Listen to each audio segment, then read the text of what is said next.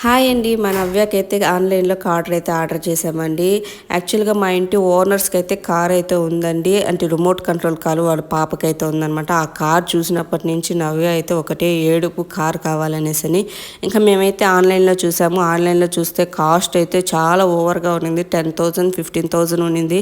ఇంకా అంత బడ్జెట్ అనేసని అయితే మేమైతే ఇంకా తీయలేదు. ఇంకా నవ్య అయితే ఏడుస్తూనే ఉన్నింది. సరే నవ్య కోసమైతే ఇంకా ఆన్‌లైన్‌లో నార్మల్ కార్ అయితే ఆర్డర్ పెట్టామండి.